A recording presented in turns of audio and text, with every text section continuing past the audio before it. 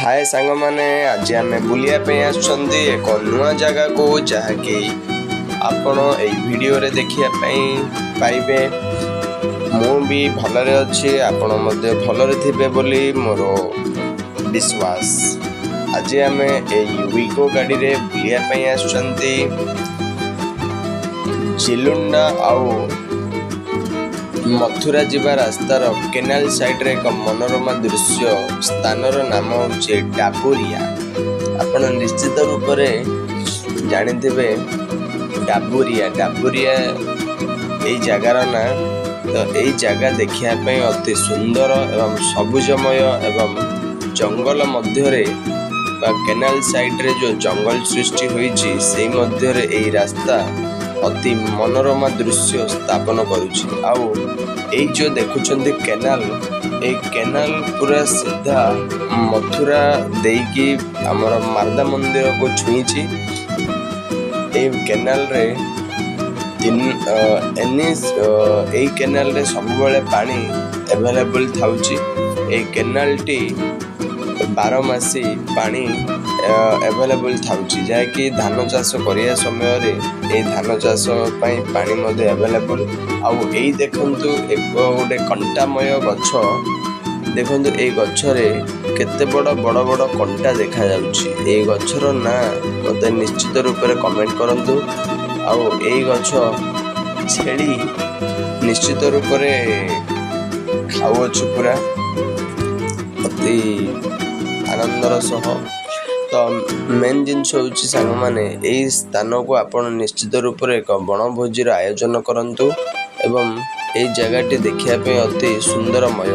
एई जो केनाल जाइछि ए केनाल रे देखंतु आपण निश्चित रूप से प्राकृतिक गछ लता रे परिपूर्ण एवं ता सहित एई जो केनाल टी जाइछि एई पानी गुडी को गोटे झरणा सदृश मनोरमा दृश्य सृष्टि करुचे। आउ ये जो केनाल टी जाइए ऊपर तो देखंतु ये ब्रिज देकी पानी सीधा केनाल रू पानी पूरा जाइए। तो आप निश्चित रूपंतु केबे रास्ता रे देखिथिबे शंख पर पोल थिबार देखिथिबे गाड़ी जीवार देखिथिबे किंतु पानी जीवार देखंतु एटे फर्स्ट टाइम देखा जाउचे।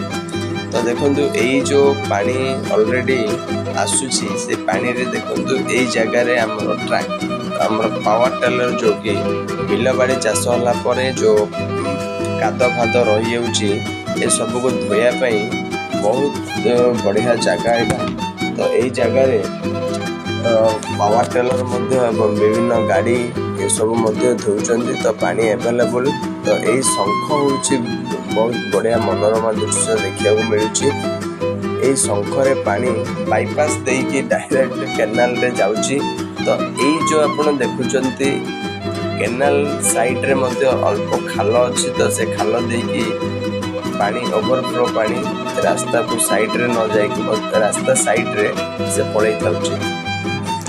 तो ये देखंतु ये जो पावर टेलर टी बहुत काद हो जाइए। तो ये पावर टेलर टा हमर धुआ धोई दी जन चलची बापा और पुओ मध्य दी जन जाक धोउचंती।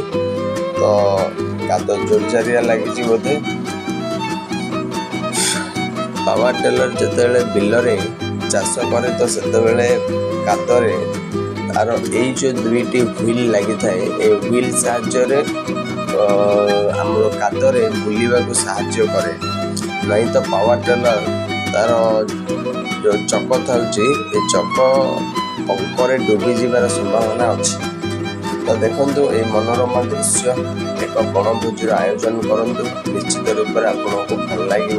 और चतुर्पार्श्व देखिया बहुत आनंदमय एवं एठारे जंगल परिवेश जो सृष्टि होती एठारे शुआ माने मध्य आपण निश्चित रूप से देखिथिबे आसिले आप निश्चित रूप से देखिपारे शुआ रहुची।